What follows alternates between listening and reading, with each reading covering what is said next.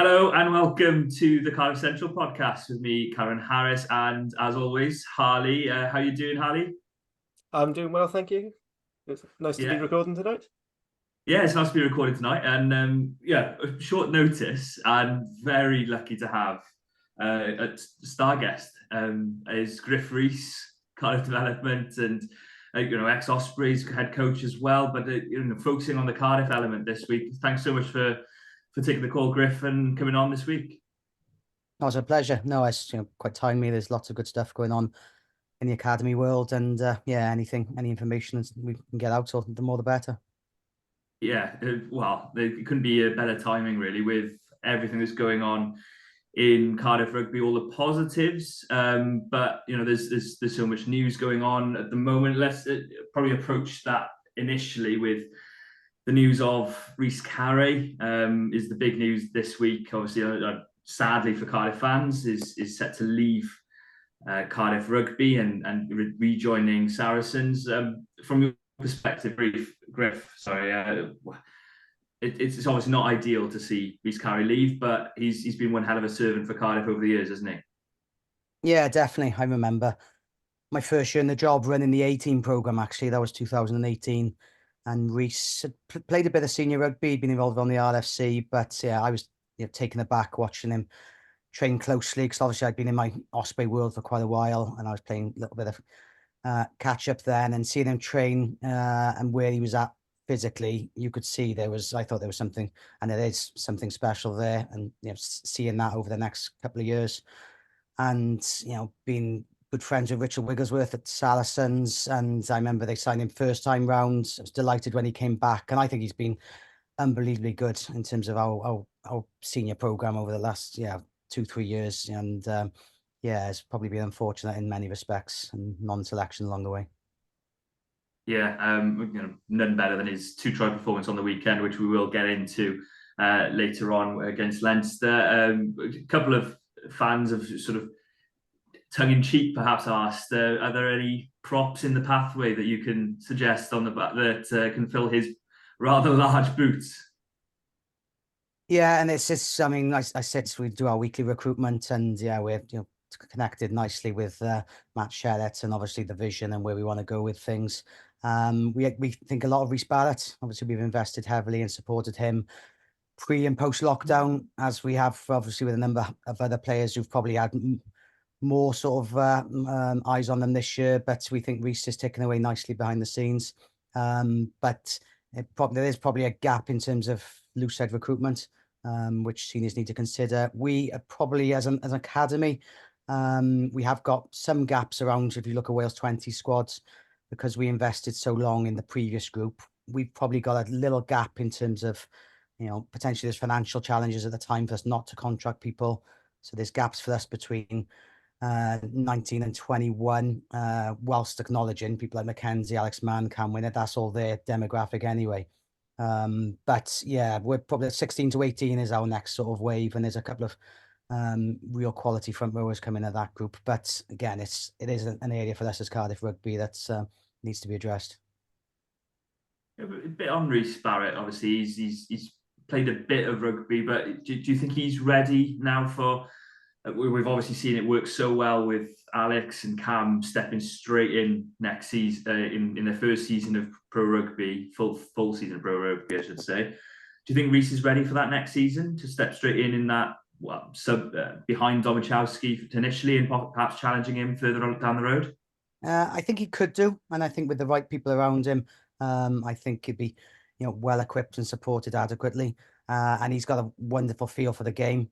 I just think it's sometimes that real top end level around set piece physicality. In an ideal world, we probably would want to have another year or so of good development, getting another dozen to 15 Prem games or EDC, whatever that may look like, and that could be important for Rhys, and taking our time with it as well. I think the other boys been in different positions, been able to thrive, but I think front rowers a little bit later perhaps in terms of their training history. Just as you mentioned the EDC, so we do have a small question on that. So with the whole blah, are the rags going to be in or are they not? Has that been a something that you've been involved with the decision, or is that something you've sort of ignored and focused more on the academy side of things? No, I've been, kept abreast of everything and been in the room with Richard Hollands, with Merthyr Ponty and everything that went on there. And I've quite open. I have been quite compromised because developmentally, if it's the best competition, we needed that for them for development players. But I understood the business reasons why we couldn't commit initially. So I've to be fair, I've been in the loop and understood where and how I perhaps had to adapt player plans if things were going the other way. But hopefully, we're back on track in terms of possibly having an opportunity to get into that league. Sorry, do you therefore, where do you see that league being if Cardiff are taking part in it? Do you see it as being where the Cardiff need to be? Is that where you see it? Is it that important for Cardiff to be part of it, you think? And vice versa, if it seems like Ponty and Merthyr that are going to miss out, how big a loss is it for them? Yeah, we obviously, I had to consider the fact we wouldn't in terms of player plans, and then looking at a huge majority of academy players, I would try and support around some of the Bucks rugby model. So we've got a lot of guys who are going to be around university placements, and they'll still, have that allocation. That's really important to us. But there probably would be a number of players, we'd be looking at level of rugby, and in an ideal world, I'd probably want to bridge the gap differently to seniors, but that's a different debate potentially. If this is the best, I think it is important that we've got that platform. Whether the league changes dramatically next year, I still think a lot of the teams will have the same players. I genuinely think it's possibly for 3-6 years around the academy vision and numbers that we can get the best of that. But as I said, I think it's as good as we can get to next year. And we'll still do what we've done really well with the Rags, is align into the seniors in terms of the right people in the building, the same use of language, game plan, S&C, GPS data. So we're doing it on a high performance level. And that's one of the exciting things that I've enjoyed the academy doing that post lockdown, is looking at your Cabangos, Beethams, having good role models around them, and Gavin, Evan Daniel, let alone the guys who've done the Welsh stuff recently. It's been a whole host of players I think, as I said, hasn't been perfect because the calendar gives us challenges, but it's I think the best fit you can do around the model of the game at the moment. Sorry, as you just mentioned, Beetham and Cabango, a question jumped in my head. You've probably seen firsthand how difficult it was for them during that period of them having those serious injuries. Obviously, Cabango's out again now. During those developmental years, how it's so important. We see so many players lose out as a result of these horrific injuries. What were the structures that you managed to get in place around them to support them during those difficult times where they weren't able to play rugby for a year, maybe almost 2 years? Yeah, definite. And I think obviously from our point of view, you get affinity to them as people. You want the best for them. You want to support the family. And, in both cases, it can be really hard. And our obviously medical team, really proficient in terms of each stage and everything you've got to go through X amount of time. But I think it is just picking up a lot of the informal conversations, texts and support, but also around, Jacob in particular, we've had, we have people who advise and support who've got expertise around well-being, and I think that's important because that's one of the biggest challenges.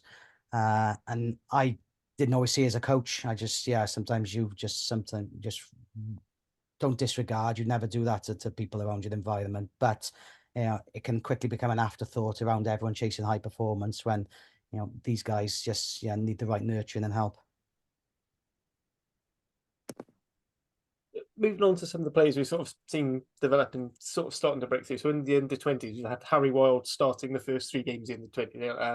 Lucas De La Rue has played all 3 back row positions. How do you find the under-20s has been to help their progress? Yeah, I think it is. It's healthy for them. I mean, it's obviously aspirational. I think it's the 3 feathers, and I think that is huge. A lot of them, some of their short-term goals are based around that. So you want to make sure you give them the best provision to get there around playing minutes, training, and for me as well, I think it is healthy sometimes to have different coaches with different ideas. Sometimes Harry might say, "Oh well, Rich Whiffen does this slightly different to where we are." I think that's healthy for coaches to discuss, and especially if the player knows why there's a difference, I think that can grow, some of their capacity to develop from a tactical and a sort of game point of view as well. So as well as we've got pretty healthy relations in terms of aligning then some of the S&C plans, so it doesn't become a void if they go there, then they come back to us. It should connect anyway, and our coaches spending time up there is important also. Yeah, Harry in particular, he's missing this week. Is he? He's got a bit of a knock. I saw him go off against Ireland, and he. How quickly do you think he can get into the pro game? Because obviously his game time has been mix and match with Adwell Robson, obviously who's playing a lot for Cardiff as well. He probably needs a bit more game time, perhaps at that level, before he makes a step up to pro rugby. Yeah, he does. I mean, his name has been spoken of highly last summer as a potential, but I think, for us, that was just a lot around the circumstance of numbers in the building. And, to be fair to Matt as well, he brought Adwell in to buy us a little bit of times, again, to support Harry's development off the field and, making sure we're getting it right.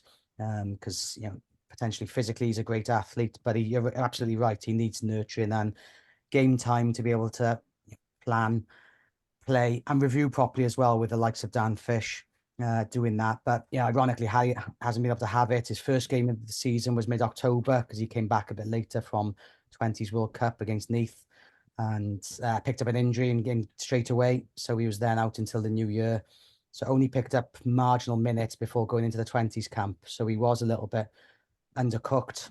But I felt he was actually ticking nicely. A third game in, he's starting to get a bit of rhythm, and then unfortunately, he's going to be out for probably a few weeks or so now. Yeah, it's that difficult balance, isn't it, between you want them to be playing at the highest level internationally, but also being part of these squads. But additionally, they need the game time and that nurturing. That balance isn't always available. Probably the biggest example recently, Evan Lloyd. Part of the Wales international setup, part of the squad, was released, didn't get the opportunity with Cardiff, and then hasn't been released, and then doesn't get a chance in the team again. Where do you see that? Because I remember before the season us chatting, and you spoke so highly of him as a prospect in the future. Yeah, definitely. It's probably often the curse around international camps. Often the third 9, the third 2, just become important around the environment, but don't get the opportunity then to harness their trade. And that is key around Evan Lloyd's development. We got really excited. We made a call last year that we had a really talented back rower, but we felt for him to really push on to the top level, the hooker conversion, especially comparing to what we had in the building as well at the time in the back row, was going to be a good opportunity for him as well. Again, looking at succession planning and a couple of gaps in there. And it's been quite exciting to see the journey from playing for Glamorgan Wanderers in the Champ as a hooker, and some struggles there around line-out calling, and obviously technically then working day in, day out with the likes of TRT, Scott Andrews have been really important in that journey the last 12, 18 months. But then seeing him then when he went into the senior environment to train, again, how good he was athletically, some of his ball carrying footwork, and you just know he's going to be comfortable around the pro game and being able to flourish in what he's good at as well. I think, it's just for us, it's the time and energy around the line out, but the scrum in particular as well been a big one. And but again, learning off the likes of Liam Belcher, really good senior scrummaging hooker around the pro game, and good people around him as well in terms of international front rowers. Yeah, Belcher has been superb. Obviously, with the set piece, it's often labelled it's repetition, isn't it? That's the best way to get to learn and get to know the systems. But really, how easy is that without the game, the in-game management? How do you replicate that, especially for a young hooker who's still learning the calls and not getting the game time that he wants? Is that an additional problem, do you think, that even if he's having that repetition, he's not getting the in-game experience of it? Yeah, I mean, you do try and replicate intensity and then scoreboard type stuff, and obviously they take them to the limits physically around some of the meters per minute and 3 minutes ball in play, and really testing it where you go, hopefully training over and beyond the game. But I think, and again, we do some psych work behind the scene as well, but I don't think you can truly replicate being in the middle of it. And even ironically, Evans one of his last games was Hook was against RGC for the RFC in the new year, when as a team we were, tactically a bit fragmented, and some of the messaging got lost. That was a brilliant learning opportunity for him, and he needs more of that, and in terms of his exposure. But it's just been inconsistent the way it's happened a little bit. But as I said, he's so exciting and so young and so coachable with it. We're always confident I always felt we'd get to an end point with him at 23, 24. Then he'd be ready for international class. Don't get me wrong, I'd love it for him to be involved against Italy. And I think he'd be mentally and physically fine. It's just probably the technical in between. What one last one on Evan in particular, because it is so interesting that how quickly he's converted. And obviously yourself, you identified him start of the season to me, and Gatland's identified him quite early on as well. But with him, what was it that you saw and went, he could really make it as a hooker? What was it about him? You mentioned the coachable element, and how did he receive that information when you said that we're going to give it a go and try and move you as a hooker? Yeah, it was probably seeing the good in Evan, and then looking at where his game was at. He's a tough old customer as well, so I felt he had the mindset around the front row, and we discussed it a lot behind the scenes as staff, and that's academy staff, but also including someone like Steve Law in Cardiff RFC, who'd obviously seen Evan. But we were all of the consensus, and I always take counsel around the coaches I got in the building, the senior coaches. I think the general consensus, and this is where I had to go there with Evan, that he could probably end up as a real competent number 8 in the Premiership, for example, and be one of the best for 10 years. He'd light it up. But we had to look at a different solution for what could we do a little bit more with Evan, based on something that was there and tangible for us as pro ability. So the front row was a logical leap, and then it was about convincing Evan that he was rescaling some of his contractual stuff at the time as well, to reflect that and trying to support him, but giving him that hope at a time which, again, a hint of rejection around it as well in terms of the back row. But again, that's not a slight on him as a back rower there. Our perception was the Prem thing, only because we knew we had a lot of confidence around Alex Mann, Mackenzie Martin, and again, at a time when you're looking at a back row senior resources that included what we've got now, as well as Josh Navidi and one or two others as well. Yeah, absolutely. I said, just wanted to quickly delve into the thing because you mentioned obviously converting Evan Lloyd, but I mean, maybe mistaken, but we've had similar things with Jacob Beetham. I think originally came through as a 10. Owen Lane started off as a centre. They've both been moved into the back three. Just wondering, when you're deciding on players and potentially switching them, is it a necessity thing when you look at where there's holes in the squad that you think players can fill, or do you look at this skill set and, as you said, Evan Lloyd might have made a top end Premiership 8, but had the potential to become a proper senior level hooker? Is there a balance between those?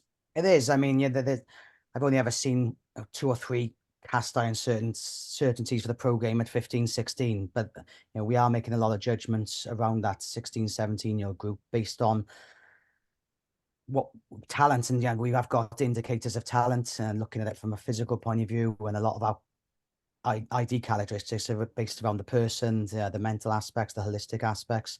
So we feel we're getting the right people in the building, but I think sometimes it's reacting to circumstances, and you've got to be fluid around the academy contracting model and the amount of players in the building, and financial challenges at times as well.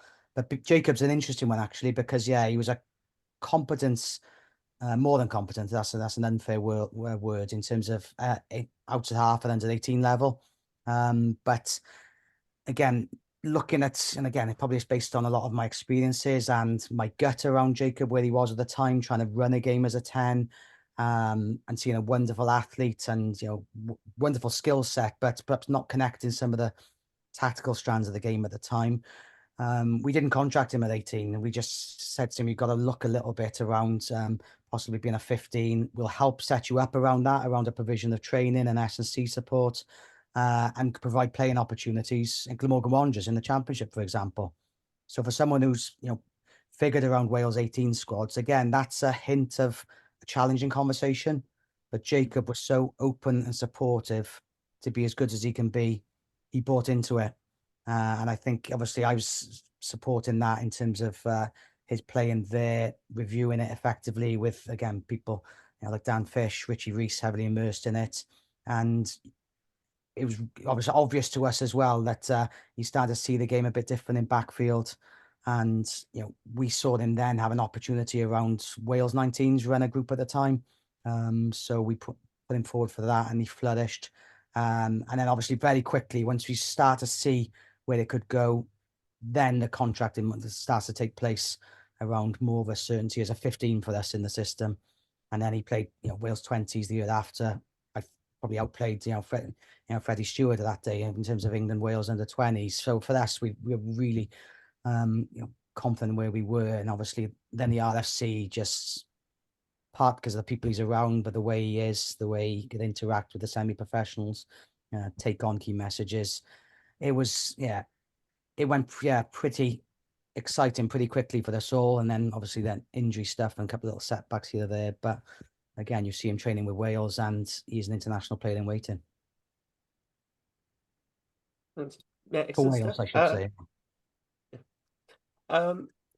So just moving on to a couple of players who have made the who have broken through and pretty much straight from Cardiff straight into the Wales squad. So you've had obviously Mackenzie Martin and Alex Mann have Alex Mann has started 2 games on the bench, been on the bench for 2 now, and Mackenzie Martin's been involved in the last 2. How do you think that's more? Is that a good testament for the development of Cardiff? Do you think they've hit that international level at the right time? Do you think ideally they might have had another season or 2 at Cardiff first before going up? Or Yeah, I remember speaking with Alex Mann last April, and we were looking to perhaps extend his season a little bit. He played in the cup final for Cardiff RFC against Newport. We thought, well, we may as well keep going now through to the playoffs. And Alex is a strong character, and just wanted to say, no, I'm stepping back. I got a few bumps and bruises. I'm going to speak to the medical guys, and I think probably if I can get a little bit of my time done earlier, because we set him up ready to go training in the summer with the seniors. He thought that would enable him to be able to hit the ground running around pre-season.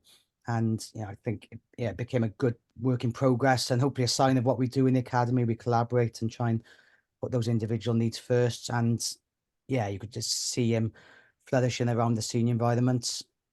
We can't deny both players. It's a little bit circumstantial in terms of the opportunities where, the squad was reduced, and it's a bit of a line in the sand really in terms of providing opportunities. But having understood that landscape, you can't speak highly enough of Matt Shellett and the senior coaches, then putting a framework in place of, this is the playing group and this is how we're going to support them. And this is our vision for what we could do with these guys, in the short term, in terms of playing opportunities, but also in the long term for these guys to thrive at regional and international level. So it's probably come quicker than we thought, but I think it's the characteristics of the player, and often development is where talent meets opportunity. And I think it's certainly harnessed in many respects this year with the circumstances. What have you made of this season then? Because it's an accelerated season for Alex Mann, but from your perspective, obviously seeing Mackenzie, Cam, Alex, people like yourself have been getting a lot of praise for bringing these players through, and the pathway at Cardiff has had a lot of praise in particular for that succession plan. Do you feel that this season it's getting the recognition that happens every season, that this is just what you do, and there's nothing new than you've done for the last 3-4 years and bringing these players through, and it's just that the spotlight is on academy players now because of the constraints, and additionally on that, then do you feel there's more pressure on bringing these players through because of the budget constraints? Yeah, a little bit. I think there's an element of you're just doing our job, and proud to do the job. We're involved in high performance, and you can't miss details. You can't miss the level of support that these players need to flourish. It's a day in, day out, mission to drive things on in terms of, these guys being able the best they can be on and off the field, which is a lot of my remit to connect a lot of the stuff behind the scenes. And we are lucky. We've got, not lucky because it's been part of a plan, but we've got staff who care a lot about what they do. You look at Dan Fish, Craig Everett's coaching journey. It's for them as well, they've been working hand in glove with these players, pre, during, and post lockdown, and as we've kept with a lot of those players for a long time. And the lockdown actually having elite rugby status was probably good for us in terms of really understanding where and how to drive Alex Mann, what Cam needed to be nurtured in terms of shaping him as a person, his communication, and how he was going to push on into senior rugby. And they're all many differences around them all as well in terms of creating a competitive, challenging environment for them, where Mackenzie then could be challenged by that, but he has a safety net behind the scenes to be able to support some of his different needs. Because obviously he sees the world and the game probably different to an Alex Mann, and that's probably, I think, I'm obviously protective and proud of what we do, but putting a lot of bespoke programs in to help these guys flourish. And as I said, we spend a lot of time with this group, so it does become huge element of job satisfaction. And again, I'm like a super fan then when Alex is racing away for that try. I am up on my feet in the pub like a lunatic, and but I'm not ashamed of that. It's just it does mean a lot to all of us within that group. Again, knowing the players and the journey and everything, some of the tough times and family support and things they've had to go through, and in the bigger picture, there's in terms of the Cardiff positivity, and like I said, it's just how that's come together when you see match days, the community feel to it, and you're getting messages from you there everywhere. That's the passion, the pride come out. And also professionally, it's just makes the job a whole lot easier in terms of the perception of it compared to where we have been a lot of the time being challenged, and rightly so, around some of what we may have lacked in the past. But from the professional point of view, it's pleasing. Yeah, it must be a great place to work at the moment, Cardiff. In that Cardiff, everything's. It just seems there seems to be positivity coming through, whether it be sellout crowds, whether it be performances by individual players on international stage and for the region. Obviously, results haven't always been there for the region, but what have you made of it as well with Cardiff RFC as well? Yeah, I mean, it's always. We're lucky to do what we do, and just going day in, day out, even when there's governance challenges and I'm immersed in politics or finances, just sometimes can squeeze the sort of life out. In terms of the day in, day out players and coaches, I've loved every minute of being around the Cardiff environment, and we're just good blokes who can play a bit, and good coaches who coach well. It's does drive you on, but I think this year more than ever, the positivity is infectious. Game days are the joy to be around. And I think you see it as well around, like I said, I've obviously lot with parents and players around the 15 to 18-year-old group. And whereas there can be times that Welsh rugby's been a hard sell over the last few years, there's a lot more obviously opportunities that are there, and it's clear and obvious, but backed up by a senior coach who's putting Mackenzie Martin on the bench, but not afraid to put him on in a one-score game or play him against Racing. I mean, they're huge statements as well, which I'm been involved in the pro game and coaching it. A lot of coaches wouldn't have followed that route, regardless of circumstances. They'd have found something different. Yeah. One of the other positives is obviously new ownership model and new owners. Just have you had an opportunity to say your piece on what you'd like to be in place for Cardiff in the future? And there is new money, but it's not a bottomless pit of money. But what is the ideal scenario according to Gruff Rees? Yeah, I've done a wish list, and again, the development manager was something that the guys came in with. So I've sat a fair bit with Richard and gone through where we are, and I've been open, even though it's hugely positive, and we've come through as a tight group, and had some good players come through it. We've done it from an under-resourced point of view, not so much academy, even though we do need more S&C support. We need more medical provision. We probably need more specialists in the building if we're going to be truly high performance, and being able to challenge players not just to play regional but to be world class. I think that's our next aim. But I have put a wish list together around an infrastructure that can help our pathway. We're running And I've said this many times, but this year in particular, we're running more programs than ever before with less resource than ever before. If you look at the 15s, 16s, 17s, 18s, girls program is huge for us. I got one S&C coach who's running or driving a lot of the S&C for all that remit, and that's unfair and taking him away what he could and should be doing. What he's done well in the past is, what does Theo Cabango need to be able to play professional rugby? What the small number of players needs more support, whilst we're trying to widen and give more intellectual property and expertise around the pathway. Yes, but we need people to invest in that. So that's gone there from that end, and there's some positivity potentially that can come from that, as well as I'm keen on more sports psych and lifestyle support around what we do between 16 and 21, because again, there's so many challenges and educational support that goes with that as well.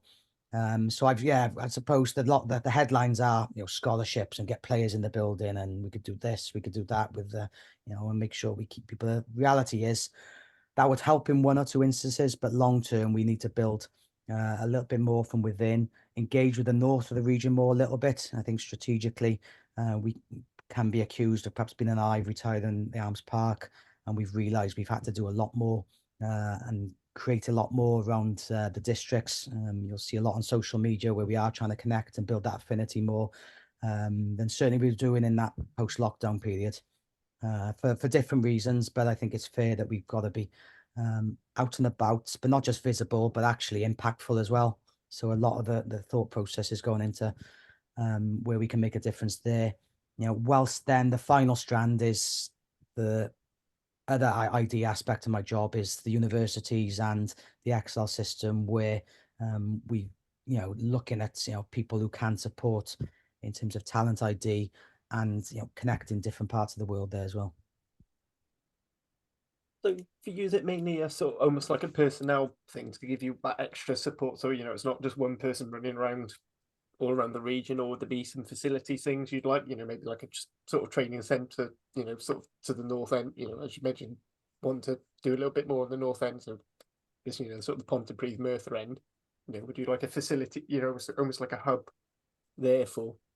Yeah, we could do. I think our main mantra on facilities will go with what the seniors need to invest more, and obviously, get better in terms of work their end. And we work a lot of our scheduling around the same facilities and provision, which is what we need, but around the senior program. What we've probably been prudent in trying to do a bit more of in terms of facilities is link with Coleg Cymoedd. We need to probably get them back to where they were, 3 or 4 years ago, because they probably dropped a little bit. So that's probably one of our big things in terms of them having new gym space. And looking at our senior squad, that's got 15 former Cymoedd players in it, and even recent graduates like Alex Mann, Cam, Rees. But we've just got to probably get ahead of the curve, that we feel we can do more around there. And we do quite a bit around Merthyr and Christ College Brecon, hopefully looking at a new 3G there. That's not us, but that's just trying to work in partnership with potentially joint members of staff and different things, so we can replicate some junior academy programs in different places. Just want to come, because you sort of mentioned it and sort of drifted into one of the next questions. So when the listeners ask what relationship the club has with the likes of Cardiff and Cymoedd, obviously Cardiff, quite big success. They went to South Africa on an international schools tournament. Kind of great Brecon, So I mean, I'm getting the impression that it's quite a close one, but can you just give a little bit more details how the schools and colleges work with the club at the moment?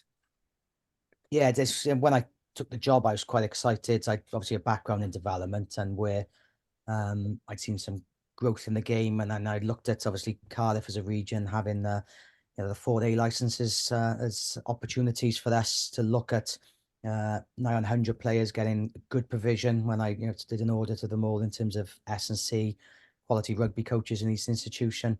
So that was exciting to think, well, you're not just going ad hoc in terms of talent ID. There's a support network which we can get benefit from, but actually support them in terms of alignment around messaging, and where they add huge value to our to 16s recruitment, and then retention of players in terms of getting them around that college model. But then bespoke S&C programs for a wider group of players than just a small academy contracted group excited me. And again, building relations with those 4 institutions. And you can see I was down Glantaf tonight, just did a bit of speaking for them in an open evening, and looking at how they've obviously made a look at the players who've come through across their program in the last 5-6 years. It is making a huge difference, and we're bridging the gap effectively in terms of us working closely with them with S&C standards, where we see some of the academy needs and gaps between academy and senior level. In the past, perhaps from an S&C data point of view, we've probably had players who weren't doing enough at college level to bridge the running load, for example, around academy level. And then we were playing catch up, and sometimes then you've got to make sure there's injury prevention in place, because sometimes they've overplayed in the past as well. And we still have challenges that the schools, colleges all want to win every week. We just want to see every individual player get opportunities, and then the ones we're identifying really sharpen their tools around some of their technical ability, and what's the 2 or 3 things that's going to take them into perhaps the academy world then as well.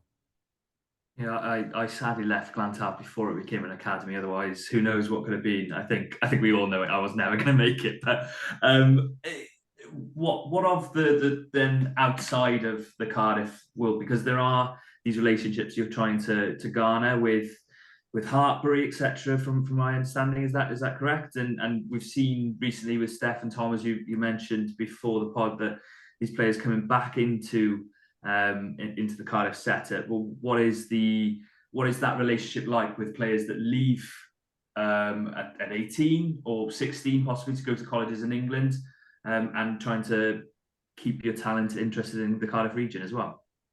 Yeah, I mean, firstly, there's probably a wider network of really in supporting what we have got on our doorstep. I generally look at education around the provision that our 4-day licenses offer, and it can be compatible in so many different ways. Also, Christ College Brecon, we've done a lot of support there because there's that independent setting, but, and I said it quite vocally, people want to look at different opportunities. A lot of families, children now want to take that independence a little bit earlier. And I think you can't begrudge that. You've got to try and work with it and understand it. And then, as I said, for the most talented then, because there'll be a lot of numbers who say they're going to Bath Academy when actually they're just perhaps schooling there and playing for Bath under 18. So there's perhaps the wording needs probably a little bit more clarification sometimes for parents understanding.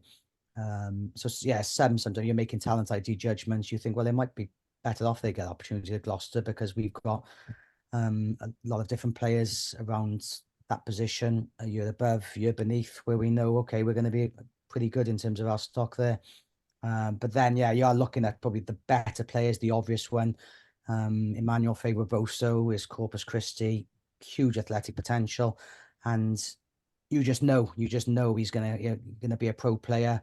You get to know him, you understand the educational needs, the family, and the need to go to Clifton was obvious around some of what they wanted, what he was craving.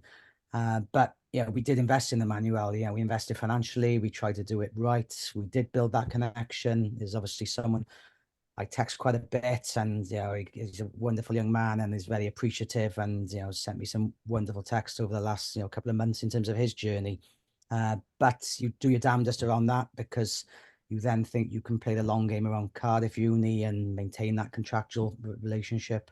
But obviously there's sometimes so many different moving parts that you sometimes get there, and obviously you think this false economy, you've put money into something you're not going to get something back from, but you've got to try and back up what you believe in terms of talent ID. Louis Hennessy was another one for us in terms of going to Hartbury. We supported for a couple of years, but then at the time the Bath University option appealed to him, as well as a real good lucrative financial deal we couldn't get anywhere near.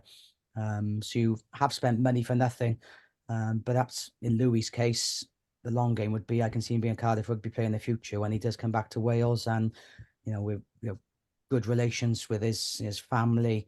You know, he's enjoyed his time with Cardiff. Another one who's very appreciative of the pathway and the support that's helped get him to where he is around 20s. And as I say, he's going to have a glittering career in the professional game. So there's those sort of things that consume me but I'd never be the guy who's going to say, oh, you've gone there. Well, you know, two fingers to you, you know, they're never going to come back to this place. So I think it's more important you just understand people are different, and then often it works out differently. And, you know, for Steph Emmanuel and Tom Bowen, linked to the positivity around Cardiff, the opportunities in Cardiff, Matt Cheddar's vision for players in the pathway coming back, and us being able to support from a real high performance point of view. We're getting the benefit back then in terms of where we are this year with that approach. And a bit about them for fans who probably haven't seen much rugby of them. What can we expect from Steph and from Tom? Oh, Steph is a wonderful footballer. You know, lovely skill sets. Obviously, former Welsh schools footballer as well. So, but you know, the ability to run, pass, kick. Again, from an attack and a backline point of view, when you're looking at pure coaching, you can just craft so many things around his game as a 12. He was playing for Wales 18s on Sunday against Scotland, and a couple of his moments were just those that'll see him thrive at senior level. And he's improving his defensive game, his understanding, his leadership. And it's a great shout by Richie Pugh. He's captain in Wales 18s. He's captain Millfield. He's becoming a real well-rounded young man who, again, we're just really excited by picking back up around our senior stuff. And hopefully, just a fair bit of Cardiff RFC rugby pride as well. And likewise with Tom. Tom, again, is a wonderful character. I was kept in close connection with Tom regardless. Like, Gareth's a close friend, his dad, who coaches around our age group sides. So there was always that ongoing connection, even when he played Cardiff 18s, made a choice to play Bristol 18s. You know, we always felt that, you know, there was stardust around those two, and the way they talk and understand it is really beyond their years as well. Yeah, that sounds really promising, especially with one of the gripes we've had is sometimes feeling there's a little bit of lack of leadership. So having players who seem willing to step into an environment and take charge actually sounds really promising to us. It's huge, the leadership thing for us. Again, you look at what the leadership the senior group have lost over the last 5 years in terms of Gethin Jenkins as a player, Matthew Rees, now Josh Turnbull, and there's a host of others as well. That's big for us in terms of academy delivery as well. You know, we just do a lot of academy and leadership work behind the scenes. You know, Alex Mann is Wales 20s captain. There was lots of meetings around, well, why are you doing this? What would you do here? How would you deal with this? So that's another exciting part of the job that excites me as well in terms of developing people. It's exciting, isn't it? It must be a really exciting job and really rewarding, as you mentioned, to get all these players paying to texting favour both. So even if he's wearing the white jersey rather than the red, as some would like to see him wearing, it must be rewarding seeing them performing like Mackenzie as well on the highest level. Yeah, it is. Yeah, I talked about jumping up when Alex scored, obviously, the try against England.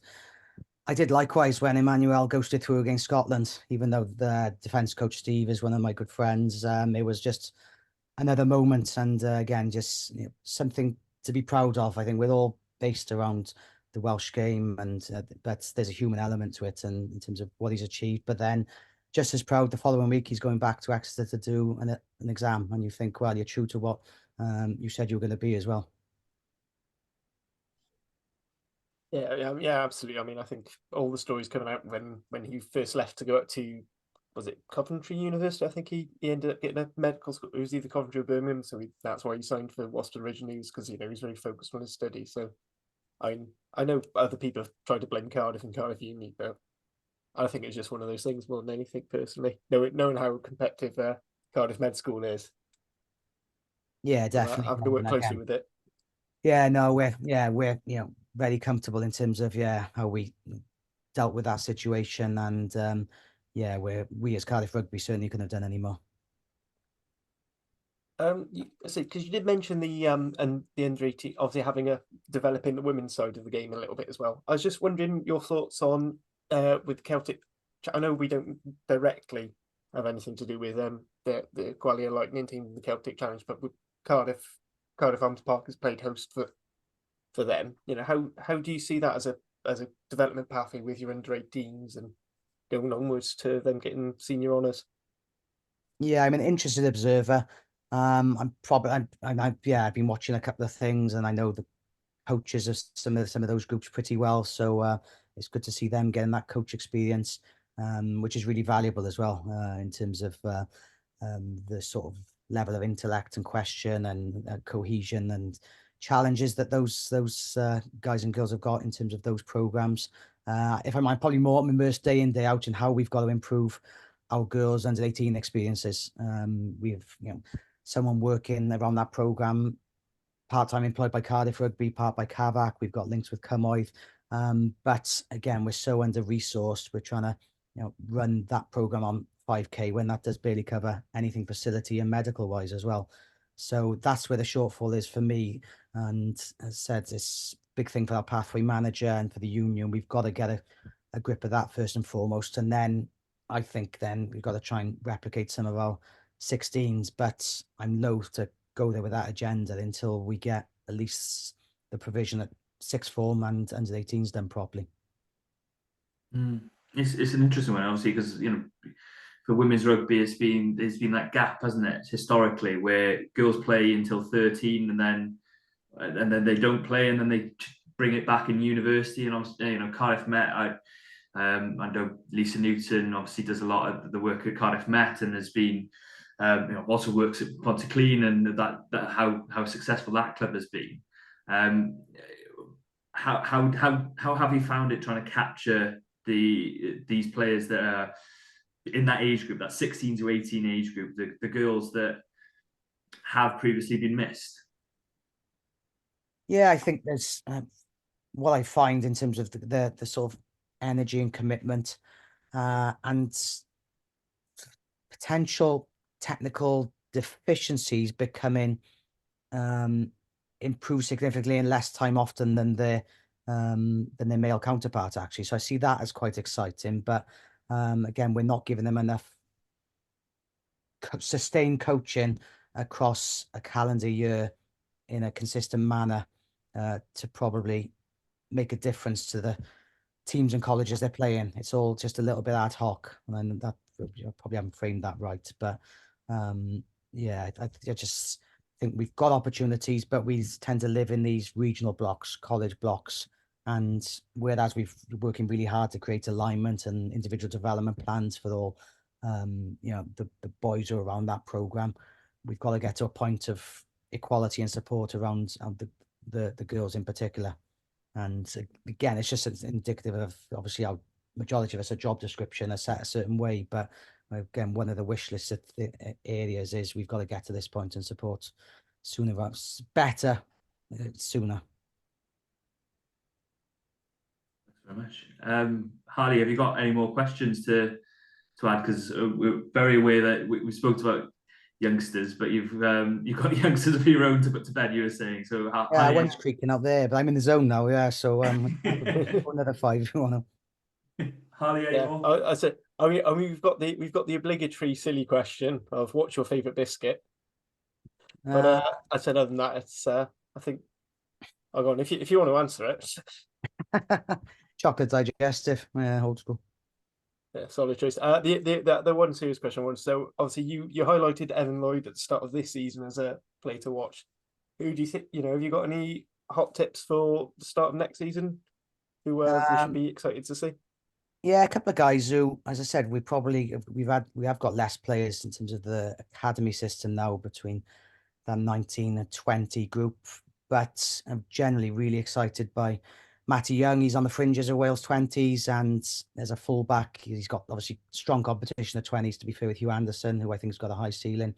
But I'd like to have seen Matty have an opportunity in that program. He might do next week, but he's really finding his way around Cardiff RFC. First of all, the senior game. He's curious, he's challenging, but he's an athlete who's I think going to really kick on around the senior rugby. Train with the seniors, but play Cardiff RFC. He's won again. 15's been wonderful for us the last couple of years, and knowing where we were with Jacob, with Cam, but we couldn't ignore Matty's talent. For me, he was around Whitchurch last year. He'd been round out 18s. And yeah, we've been delighted with his progress around the day in, day out. As well as another one is boy Cameron Tyler Grocott, who's an 18-year-old loosehead, who's playing regularly now for the RFC. And even though he figured at the start of the year that wasn't part of the plan, that was circumstance, if I'm honest. But then he's had again another good run with the Wanderers, and then there's a bit of a trend here around players getting some exposure as a front row in the Championship. But he's been around the RFC over the last couple of months, and starting against Llandovery, against Berry and Watkins, one of the best tight heads in the league, and against a team that's on the top of their game, and he's man of the match in that type of game. He's still a year young for 20s, so I'm hopeful that he will get that opportunity next year. But regardless for us, we believe in what we do in terms of succession planning for Cardiff Rugby, and those couple could be two to monitor. Exciting times. Yeah, absolutely. Unless great. you've got anything, Carwyn. No, it's so interesting, and thanks so much for taking the time, Griff. It's always interesting chatting to you, and this is no exception. Anything? There's probably one last question: is what would you like to see towards the end of the season from Cardiff region perspective, and for the club side as well?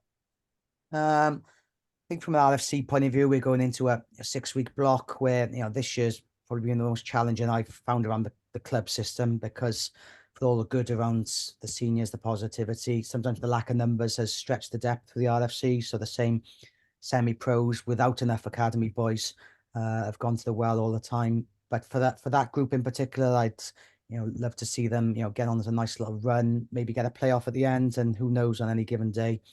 As people know, for me, it's not about winning the league. It's about seeing Cam Tyler Grocott get more exposure.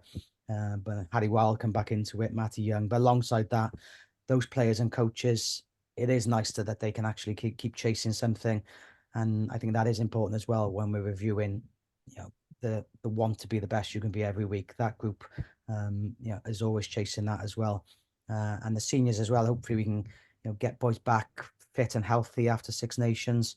And I think results haven't always gone our way around one-score games, but I think hopefully we can pick up a few of them around the back end of the year. Take that to Judgment Day, and then we're into part 2 of another exciting journey with Jockey. Yeah, that sounds like a sequel, and perhaps we can get you on again to discuss next season's progress. But thanks so much, Griff. Diolch yn fawr iawn for taking the time today. No, thanks, guys. No, I appreciate the support, and I can just sense your enthusiasm and passion for that. Just really comes through strongly, so it just means a lot. Thank you. Bring out that. Oh, that was great. Short notice, and when I said short notice at the start of the pod, I did mean a few hours short notice, really, for Harley and I. That it's something we've been trying to get on. I must be honest that we've been really keen to get Griff, and I think it was really worthwhile. There's probably 1,000 other questions that could have been asked to Griff today, but thanks for everyone that added questions and offered questions for us to ask in the short time notice that we gave, and hopefully that's answered a few questions for you, Harley. What did you make? What's your immediate reaction and hearing all the positivity was the main thing I felt. Yeah, it's nice to know that this sort of positive wave isn't just amongst fans or just with the senior, the senior coach, the senior tier side. It seems to be emanating around the club as an organisation. So, that's a positive. Just wanted to pick up on the questions, yes.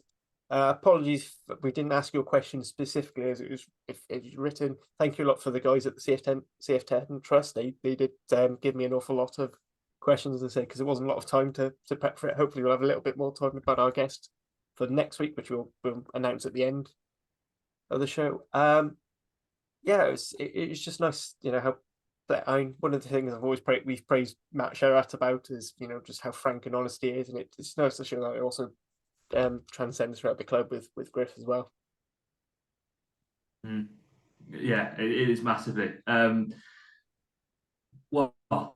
we alluded to it at the start, I suppose. We should talk about the game against Leinster as well.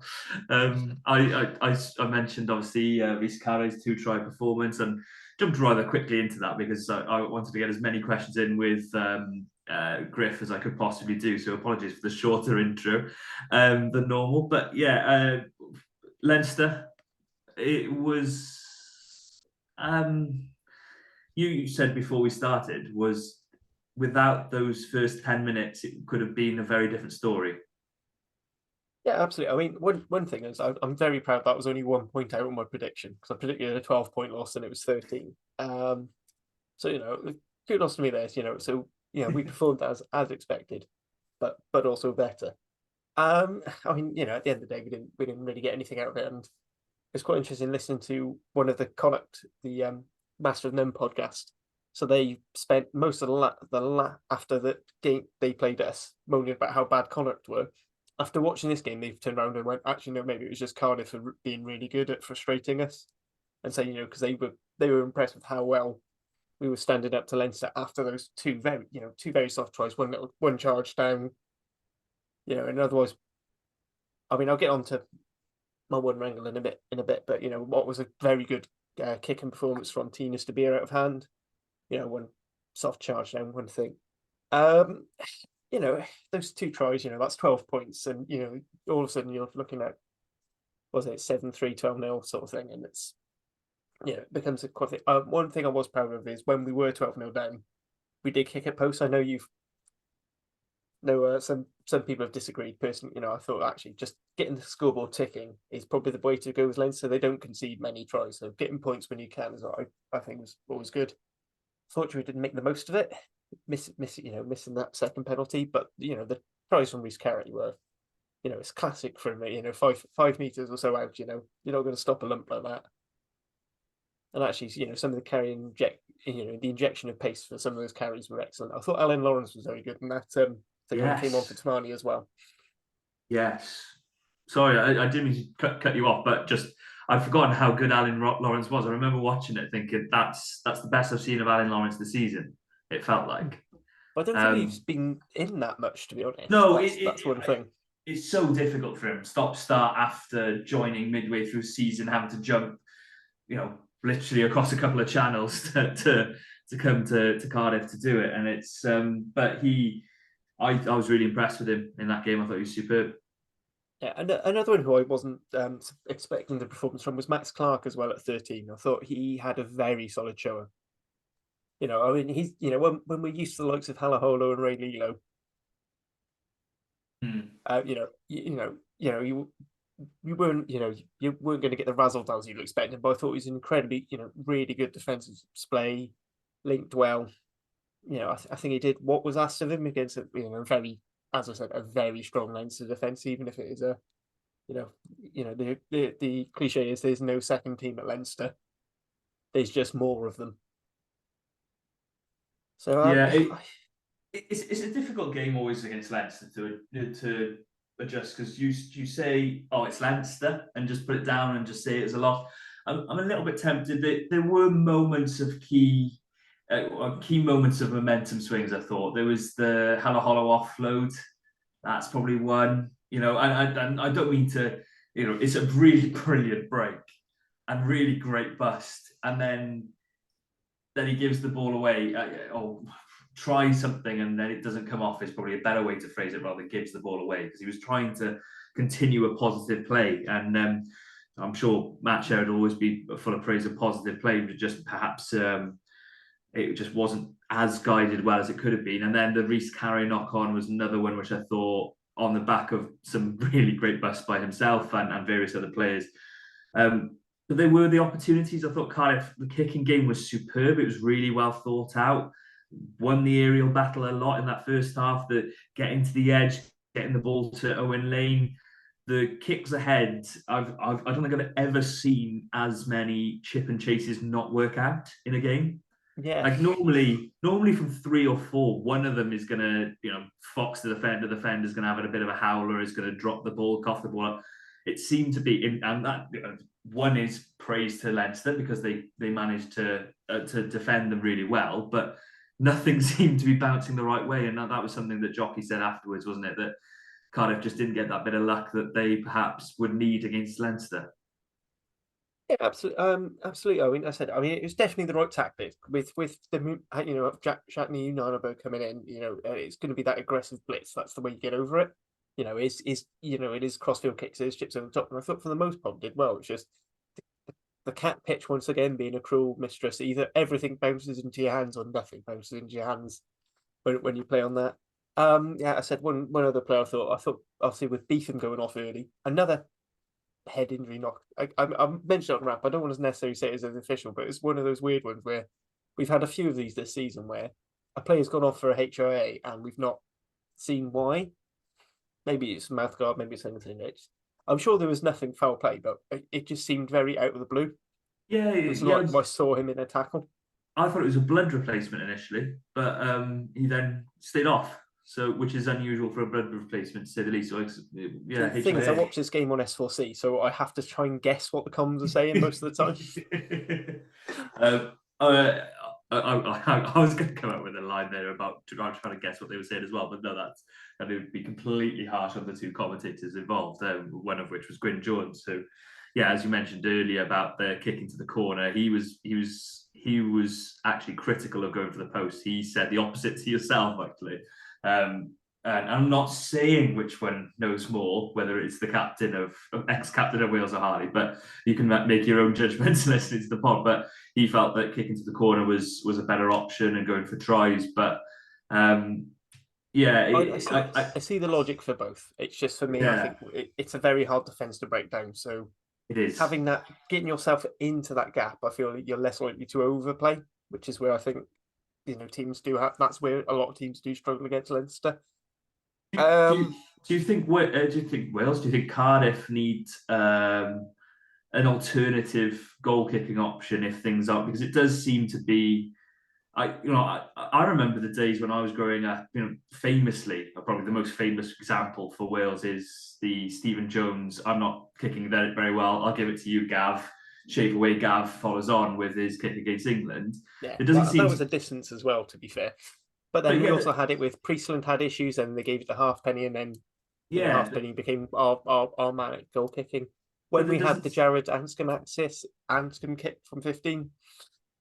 It doesn't seem to be that same thing at the moment, where if one guy's having a bad day, they pass it to someone else. So do you think Cardiff need to explore other kicking options? So obviously we spoke to Griff there about Jacobs Beetham, for instance, being a previous 10. He's a goal kicker. Haven't watched him in warm-ups. Ben Thomas has obviously done the job before. Yeah, I've seen him. I mean, I've seen him in warm-ups knocking him over from like 60 as well, which I know warm-ups and game situations are different.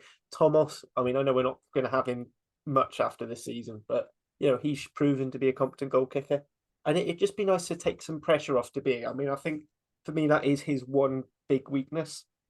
I know there's this, because I think he's for the most part has gotten rid of that funny 10 minutes where he just goes off the boil. I know he had that charge in the first half, but I feel that's more good Leinster, more good from Leinster than necessarily him doing something bad. Yeah, I just think just taking that pressure off of him. Like if he, if he isn't feeling it, or he's got the yips, because we missed 7 points off the tee, and then that puts us into that losing bonus point territory, and then we're not rushing to try and get points and stuff, and maybe we're not overplaying and open ourselves open to turnovers.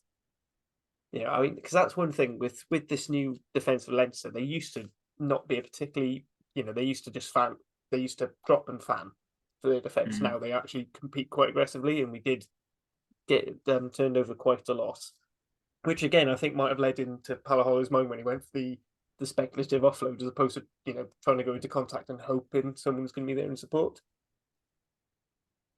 But, there's all these little things. I mean, the one good thing is it's nice to see that their playing style worked and they were able to stay toe to toe against big teams in the league. We managed to, other than Dragons, the only thing we've beaten is last year's finalists and the first inaugural URC champions, Stormers, and who we've never lost to yet. I'm just going to leave that one out there.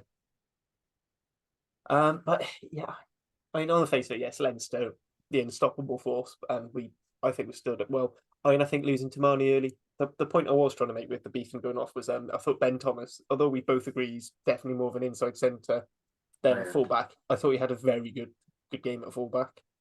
Very much so.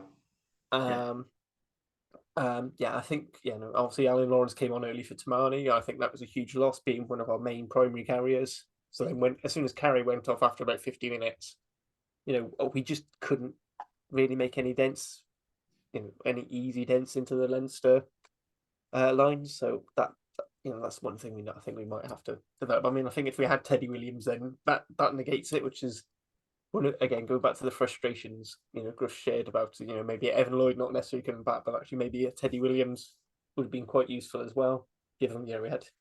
Although saying that, I thought Shane Lewis, Hughes, and Turnbull did all right in the second row. Yeah, obviously Turnbull, we haven't mentioned it. It was his appearance, and I want to do a special section for Turnbull's 200. we'll maybe come back to it then. But yeah, I thought it didn't. I must admit, I looked at that second row combination. I thought, I don't fancy that working as a second row combination, but I don't think it didn't work. I thought they both worked really hard. Shane Lewis did exactly what Shane Lewis does every single time he turns out on a rugby pitch, which is work his blinking arse off. You never question his work rate at all. He's brilliant at that. And Turnbull, likewise, I thought Turnbull was really good as well. So, but yeah, there were lots of things conspiring against Cardiff. It felt in that first half, especially with the injuries and things. But in terms of the players that slotted in afterwards, they were brilliant. As you say, Ben, brilliant. Alan Lawrence, brilliant. So yeah, Ben Donnell looked really good as well off the bench when he came into the second row. He's a lot bigger than because it was almost a blink and you missed it when he against Connacht, because he ended up going off an injury quite early. I didn't realise how massive he is in comparison to Shane Lewis Hughes. It's like, oh, right, he's that kind of back five forward. He's the big bloke he's a big second row who can do the back row, right? Cool. Yeah. But then again, I thought our line out went reasonably well. I don't think there were any real hiccups, not major. Made you think, oh god, why? The scrum went really well as well. I thought we had at least parity. They got a little bit dominant towards the end, but I mean, again, we mentioned Reese Barrett coming on. He's a much younger prop, so you got to forgive him a couple of these. Yeah, and he's against Alan Latoa as well. That's the other thing to mention. Let's forget he's Samoan captain Alan Latoa sort of thing. Yeah, it's yeah. So I mean, kudos to them for holding up so well. I thought the 3 tries were all right. One thought I think was a bit, because I feel like we should bring onto it, because there was a lot of talk during and after the game about Reese Carré, who also mentioned is leaving at the end of the season, so he's going to be out of Wales equation anyway. Yeah. One thing I do think is we did sort of see the best and worst of Carré in the positives. In that, I think you could see he gets targeted. He got targeted quite a bit at Leinster, and they got a lot of joy taking him on the inside. I don't know if that's a system area where really he needs to be a bit closer to the ruck. But he was, with his spacing, he was struggling to catch that man on the inside. But I mean, in terms of carrying and scrimmaging, I thought he was fantastic. I said there was one drop pass, but I think that was a bit of a crap pass personally. Yeah, I spoke on the Podled of Rugby Cymru, the Welsh pod, about what was being said about Carré, and I think what Gwyn Jones, I think, has been quite vocal on it. Is he's clearly there's aspects of Carré's game which is brilliant, and the ball carrying and the highlights clips, the 2 tries. And I was clipping them up for socials, and people are immediately responding saying this is why Reese Carré should be in the Wales setup. One of the best ball carriers, if not the best ball carrier in Wales. He could be incredible, and he is, when he's got his ball in his hands, he is such a destructive runner, and what a player he is. but it still feels like there's a little bit more that people want to get out of him. Yeah, there's the other side of the game, which he did get targeted a lot. And then people, question the Gatland question, which is fitness question. And as you mentioned, is that system error? Is that necessarily fitness issues? Or is, because these were happening maybe earlier on in the game as well? So, or is it just a simple thing of he switched off even? It's difficult to say really without knowing more. It's sad to see him go back to Sarries. Obviously, it's not ideal. I can completely understand why. I think it was. I got to be honest. After that message over last summer, I'm not surprised at all. I don't know about you, Harley, but that seemed to be a nail in the coffin. Despite, in fairness to Rees, start of the season, he turned out in front of the press, and I was really impressed with how he answered questions in that interview about focusing on Cardiff for the rest of the season. He was going to be, and he's put in one hell of a shift for Cardiff this season, and nothing could question his work rate for Cardiff. But yeah, it is sad to see him go back to Sarries. But look, I really do wish him all the best. Yeah, 100%. I mean, I've got no, he's going to make, even if he's second, third choice of Sarries, he's probably going to make more than what reportedly, the Regions are supposedly offering a starting loose head prop. So you can't blame him. And actually, looking at some of the players who are leaving due to leave Sarries, so like, it looks like he might be they look at him as sort of a replacement for Mako Vinopola, certainly in terms of the game, the way they play the game, because he does have, Mako has never been the strongest scrummager, but what he does give you is a fantastic ball carrier and actually decent hands, which these Carré offers. He's also incredibly good over the ball, which not a lot of people pick on. I did pick on one issue with his defense, but actually when it comes to messing up rucks, he's pretty good. He does sometimes give away the odd penalty playing the 9 or just trying his edge, but I think that's just because he's a 7 at heart at times. Yeah, well, my main one was the ball penalties that Rees Carré would give away by trying to play the dark arts when you're 6 foot, whatever he is, and however many kgs is not always as easy. And red-headed probably doesn't help things standing out. Yeah, doesn't always help. But someone who's grown up watching Martin Williams is what's gone on there. I love Nuggets to bits, but my God, is he the master of cheating? The only reason I say he's better than Richie McCaw about it is everyone talks about Richie McCaw cheating. No one talks about Martin Williams. The best one I remember, the one that I remember from Martin Williams was the trip, though, to be fair, for Wales. I still remember that trip. It was so blatant. So blatant. Anyway, yeah, we could keep talking about, I think, all this stuff for ages. But we should probably quickly talk about Wales' selection ahead of France. Sorry, did you want one quickly, more? I just want to say, congratulations for Josh Turnbull on. Sorry, yeah, I didn't actually go back to that. Captain fantastic, 200 appearances for Cardiff, I believe. But also, I feel like he had almost that as many for the Scarlets beforehand as well.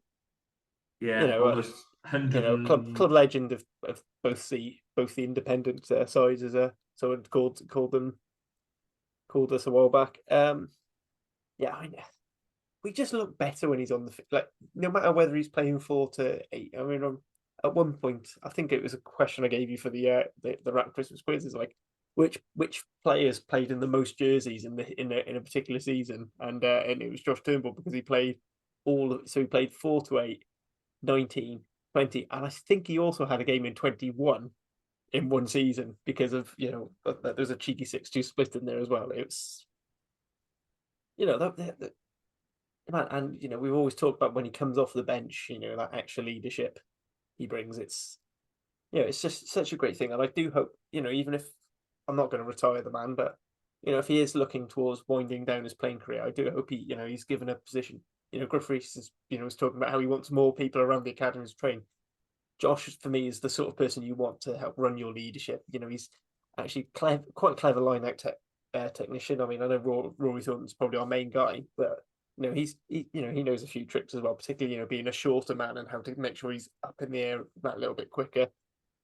Very good maul defense. Good, as I said, he does a job at 7 because he's so aggressive over the ball. Yeah. Yeah, you've made me regret that that we didn't ask that question to Gruff Rees if they've offered Turnbull a contract as a coach now. I know.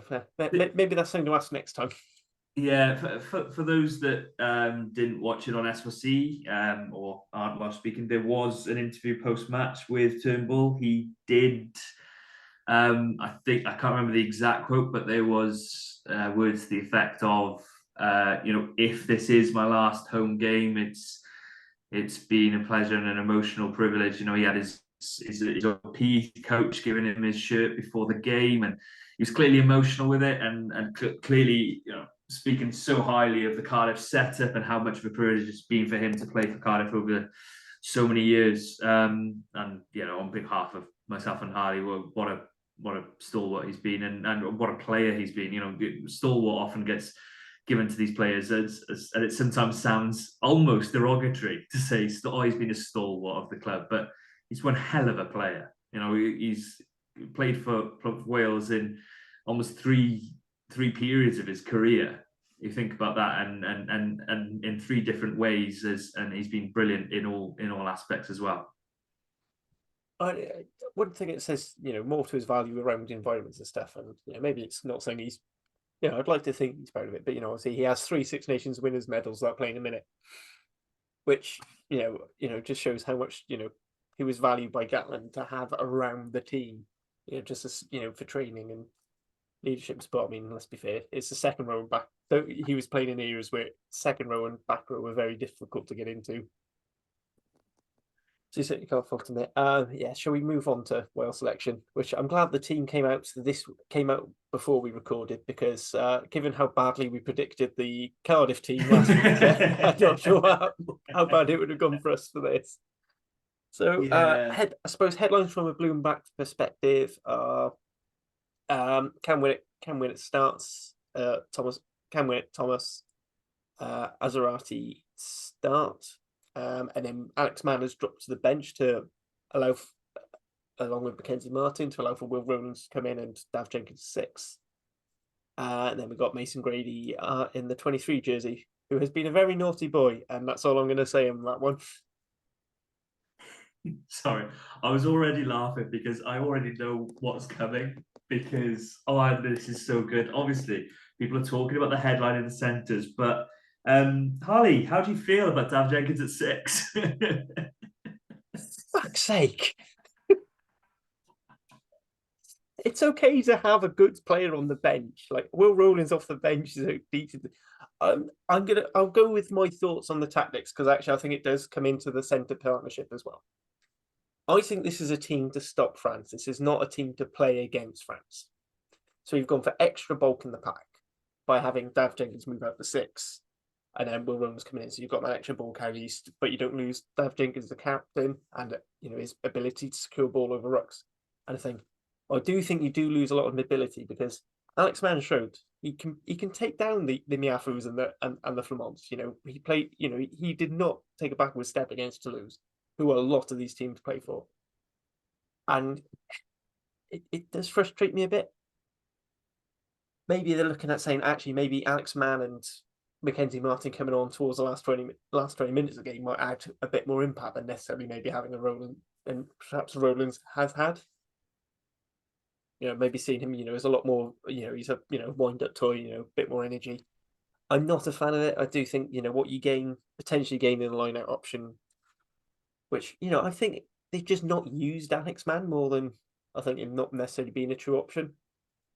Particularly with their preference to go for Wainwright as that Tipperick, bankable. Maybe that means Rowlands might be coming out a bit more into the line and using him as a first phase carrier. I'm not so sure. Centres wise, he's picked the 2 most defensively solid centres. They're talking about rotating Tompkins and North, but Joe Roberts and Owen Watkin, I say, are the 2 best defensive centres at 12 and 13. That's the reason, easily. I'm not saying Oh, the other two are bad. I'm saying Owen Watkins is renowned for his defence, and Joe Roberts is, absolutely fantastic in that channel. For me, that's what it seems like. And I think because they feel like they can get away with not having the physicality with George North, because it's likely going to be a Mofana Fiku centre pairing, so not having Dante in that midfield. I think I've seen something that it might be someone else actually at 12. But, the fact is it's not Dante, who is massive and is incredibly aggressive with the ball. So actually having a slightly lighter centre pairing you can get away with. Personally, not what I'd have done. But, I think, they do cite the 6-day turnaround before Italy. And I think, Italy is going to be the game we are very much targeting. So I think they're probably thinking, if we're going to try, if we're going to get Joe Roberts in, this is the game to do it. I think when they tried it in the autumn, Nick Tompkins and Joe Roberts didn't click very well. So I think they're hoping with Owen Watkins a little bit bigger, so maybe can take on a bit more of the Bosch role, even though that's really not his. I wouldn't say that's his game either. But I mean, I'd say Owen Watkins is an incredibly experienced international. Yeah, I was at the Vale today, and it was an interesting one when the team came out. I'll be honest. Not many people saw that one coming. My feelings of North is he's been underused, and when he's carried the ball, he's been superb. So I don't quite get it. But then again, yourself and I, Harley, have been full of praise of Joe Roberts all season. We're big fans of his, thinks he's got a huge future. And that was what was sort of backed up by Forshaw in the press conference. He was saying he thinks he's got a huge future. Again, the typical lines, looking to the next 4 years, looking to the next World Cup cycle and all that jazz, and wanted to see those players. I'm not saying those aren't genuine feelings, but just these are things we've heard before. And there is an element of there is less to play for the Six Nations, but as pointed out by various people, I was speaking to a few people today, and generally when you go into Six Nations, 2 wins is the minimum, and anything below that is quite often considered a failure.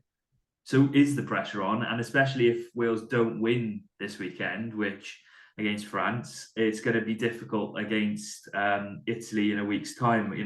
Forshaw was at pains to say that it wasn't that he wasn't surrendering, as one journalist put it,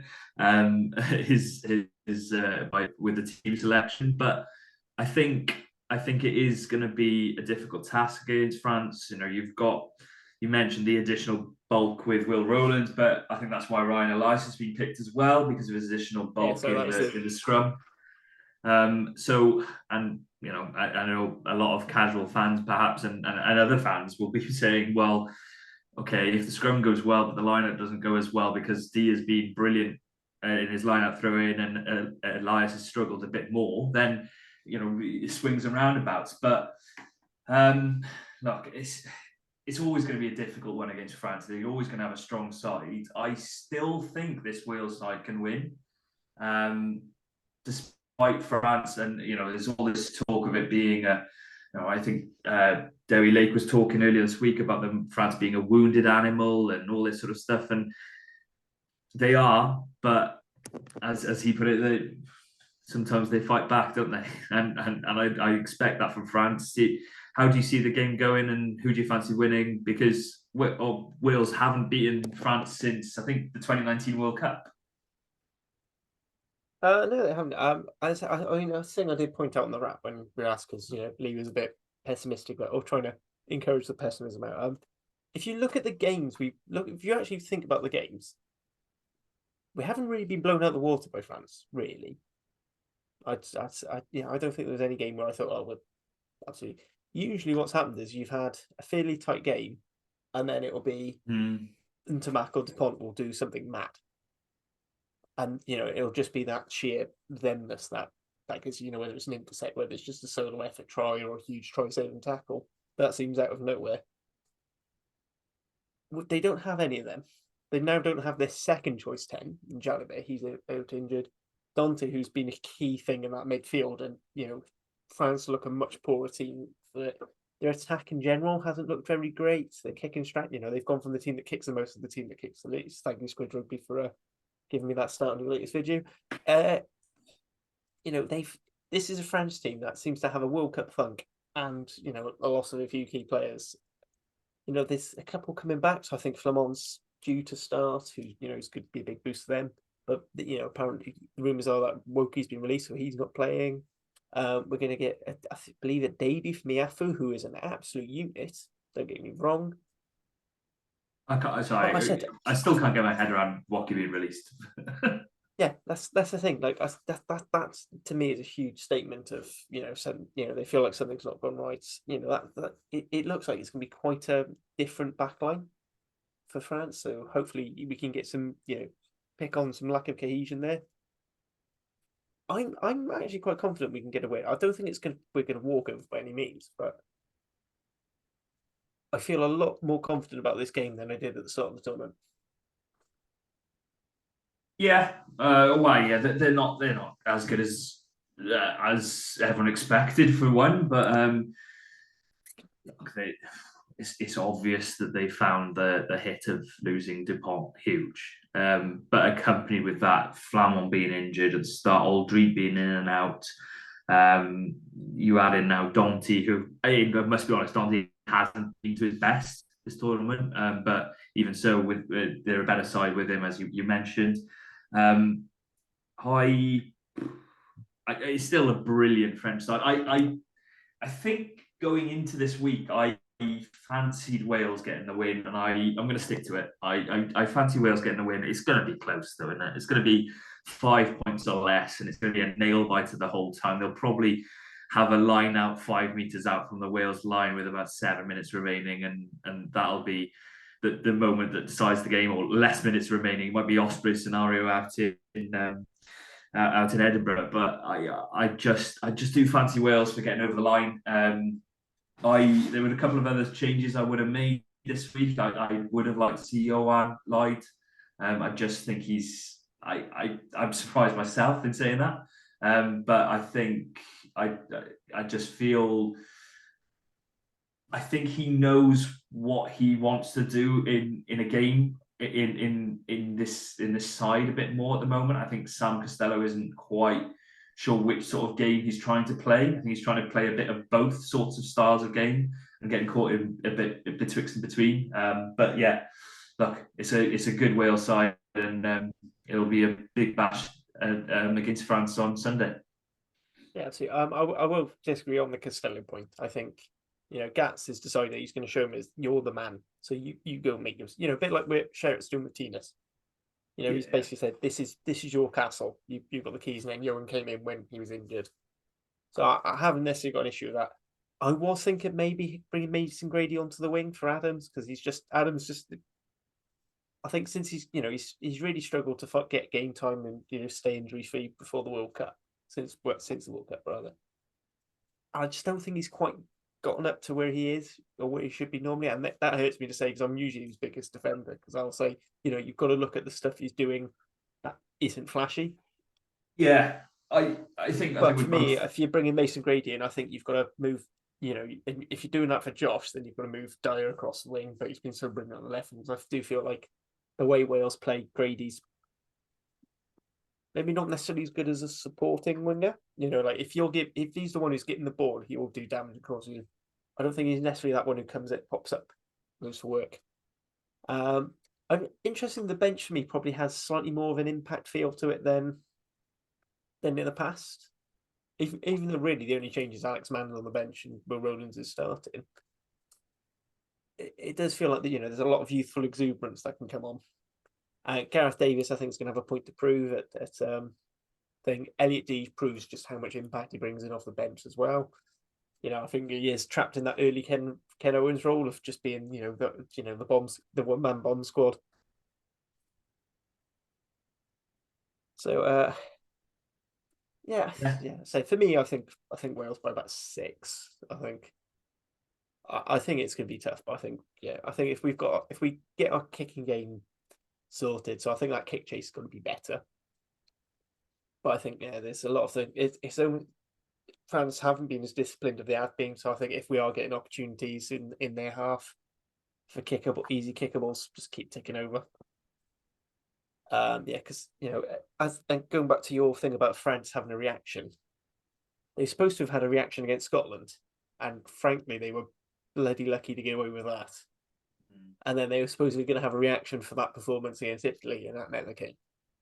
Which, to be fair, does set it up for a huge performance against Wales. I realise I'm potentially jinxing myself there, but I'm just not seeing it. I don't know what it is. Like, maybe they need a Brad Moore type to just come in and sort of talk them through and give them some cozy blankets and cocoa and just try and get all those demons out of the air. Because I think for Ireland, it was Ireland have never been a World Cup team. They've always been about the Six Nations, winning 4-6. They'd rather win 4 Six Nations than 1 World Cup.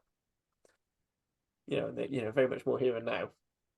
Whereas I think for France, being a home World Cup, and it was all building to this, and this was going to be the World Cup for Intermac and Dupont. Intermac gets injured, Dupont gets injured, and I think it does. And then going out and to 1 point, it was a very narrow game. I think it's hit them a lot more than I think even they fully realised even now after 3 games.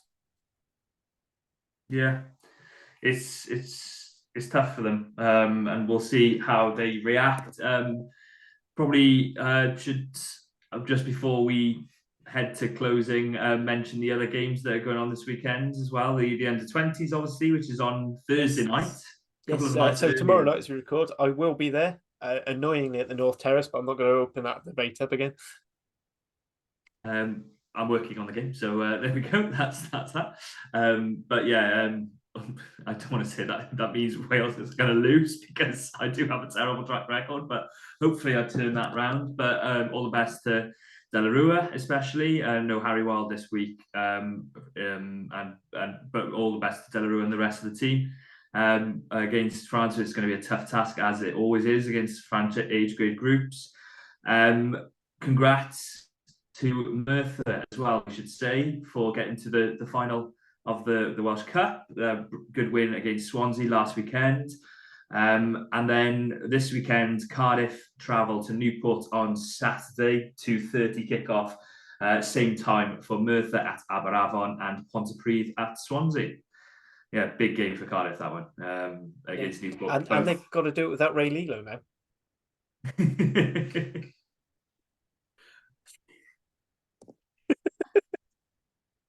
I don't know if I'm delirious or that's actually a good joke. Newport obviously flying, and I suppose one thing we haven't talked about is the situation at Ponty and all that sort of jazz. But all the best to Chris Dickomedes have taken over. Sad to see, obviously, the coaching staff leaving. Gareth White especially, someone who I grew up watching and got a lot of time for, both as a player and as a human being, to be honest. But yeah, all the best to Dickomedes and the rest of the coaching staff there, and for Ponty for the remainder of the season. Yeah, absolutely. It's a real honest team.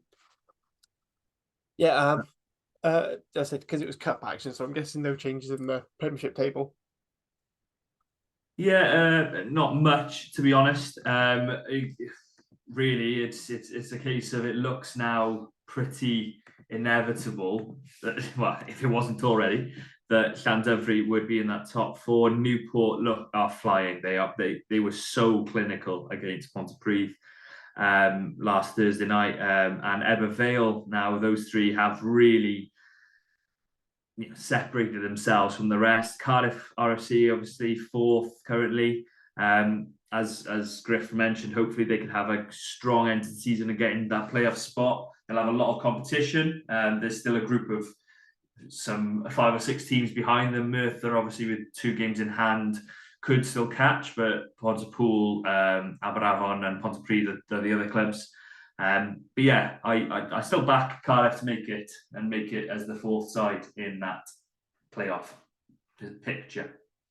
The alliteration, playoff picture. Nice to get that in.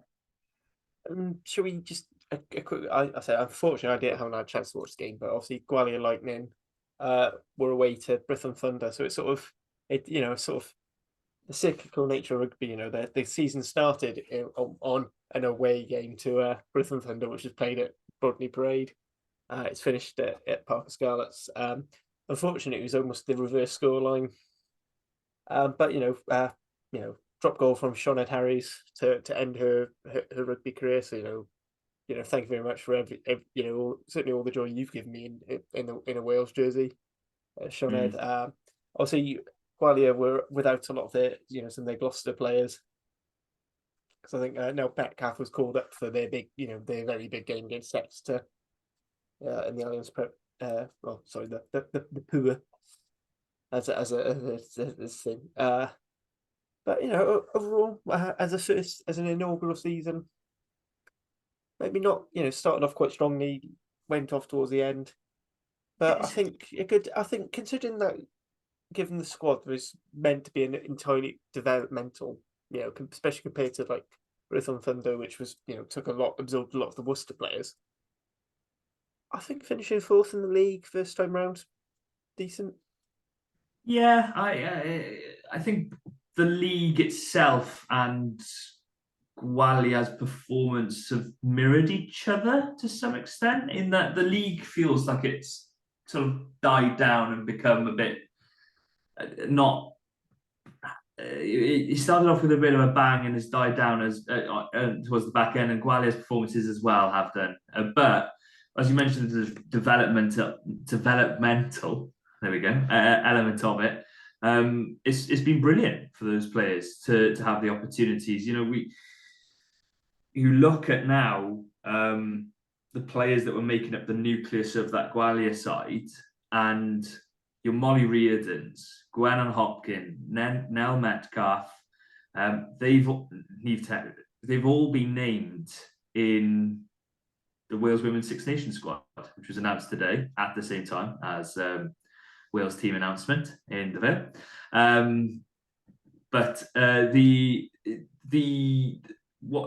Brilliant to see that so many of those players have come through Gwalia Lightning, but also the players that have come through with Bristol Thunder. You've got as I said, Niamh Terry. You've got Kath Richards as well, who was so brilliant at the start of the season for Gwalia. So it's so good to see these players coming through and getting the opportunities, and then going into Wales camps, performing well, and getting a place in the Wales camps. Also, obviously, worth a mention that Jazz Joyce and Katie Powell have returned to Wales camps from GB duty. I thought perhaps they'd be remaining with the GBs until GB Sevens, that is, until summer and the Olympics. But fair play to them for, not fair play to them, but good to see them back in the Wales setup for the Six Nations alongside, Jenny Hesketh is the headline for many, a former England youth international at the under-20s level, who's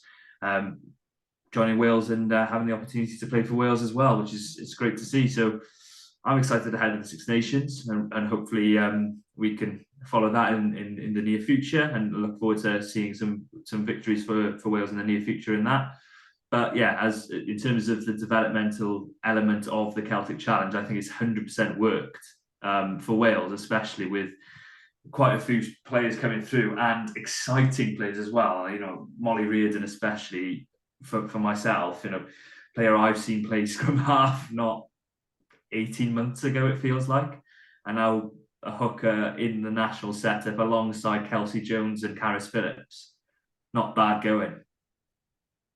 Yeah, absolutely. I think maybe we'll do a bit more of a deeper dive into the women's Six Nations squad when we get a little bit closer. Which is it the same as last year, where it's basically the men's tournament finishes Super Saturday, and then women's the next week, or we got a week break between? I was just double checking that. Yeah. Because I'll be honest, that was the one issue I had last year. I love the fact that women's are separate. I would have just liked a little bit of a gap. No gap. Especially because I think it screwed up my fantasy for 1 week, because I just basically didn't have time to set it for round one. But it's just one of those. No gap. Too much rugby sometimes. Yeah. No gap. I'll have to message you on the Monday to sort out your fantasy, and because Wales start their campaign. I might do it for the women's one, because I didn't bother for the Rap League this time round, because I just went. I won the last two, so. The Wales women start their campaign on the 23rd of March, so the week after Wales play Italy in the men's Six Nations. So We'll do a deeper dive into that as close to the time. But good to see so many Gwalia players getting the opportunity. Yeah, absolutely, yes, and I'm hopefully because it looks from all words they're looking like it's going to carry on next year. One thing I would like is if they just turn it into more of a proper home and away league format. All right, it's only it's 8 games instead of the way they've done it around. But I feel like that would be better. And if you do want to have almost the way the Rugby Europe Championship do it, or used to do it, where you basically have the first, second, third, fourth, fifth, sixth, and to do final placements that way, the final weekend, that'd be great. But yeah, just give everyone a bit more home and away. For the WRU, I'd like them, I get why they didn't set up bespoke Twitter accounts to them and social media for if, we weren't sure how long this was going to last, if we're going to change again. But I'd like them to set it up and get the social media done a little bit more, a little bit better, because I think Glasgow and Edinburgh did a fantastic job with their campaigns. I know it's a little bit easier because, you just have the same people for the men's sides doing it. But that's my thing. And the other one, which we've spoken about in the past, is proper kits. Let's have a home and away kit. Like I like the fact they sort of blurred 2 regions together as such, which shows you can do it. But in that respect, when there's nothing before. But yeah, it would just be nice to make sure we don't have the same issue with 3 teams playing in red and none of them having an alternate kit. Yeah, I think. So that's, unless there's anything else you want to talk rugby wise. No, I think that's me done for the day.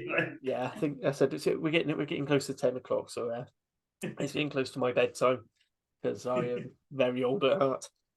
Which leaves me there's just enough time to announce that next week we're going to have very special guests. I'm very excited to have on. So we're going to get some representation from the Cardiff Rugby Board. He'll explain a little bit more about his role, how he fits into it all. But David Allen, who is the supporters advisor to the board for Cardiff Rugby, but he does sit on the board and they're privy to all those things. So I'm very much looking forward to his perspective, both as a fan getting to see the inner workings and as a board, and how he has to deal between the two things of being first and foremost a fan and a supporter, and also almost like a face for the organisation when he comes and does questions at Q&A sessions with the supporters groups. That's a very long-winded way to say, David. We've got David Allen coming on, but I said I'm very excited because I said, having listened to him for those Q&As, he's very well spoken. Yeah, very excited to see him coming on. And thanks for those that aren't watching on YouTube for filling while my internet connection fell through. So thanks for that. Oh, that was just me general waffling. I haven't even noticed you flitter out, to be honest. Yes. Oh, please send in all your questions or any questions you have for David. We've had a few already, which I'm starting to archive. We'll try and if we both get times, we're both quite busy with work at the moment. If we can we'll try and get those. Send some reminders out. So yes, please send them either commenting on a post we'll put out when we release the podcast on Cardiff_Central or the Cardiff Central podcast Facebook page. You can DM the pod on Twitter. If you want, you can message me on harley.worthy at harley.worthy, blue sky, blah blah blah blah blah blah, whatever the adage is on that. But if you find me on there, feel free to message. Also, I'll quite happily take some DMs on my Twitter account, so at Worthy Harley. That's what Twitter set it up. That's not me commenting on myself. Yes. And just to push that, please do like, subscribe to the podcast if you haven't already, and onto the Rap YouTube channel. Any feedback we received is always welcome. Definitely. So, all that leaves me to say is thank you all for listening, and thank you to my co-host Carwyn. Diolch yn fawr. And last word is Nostar.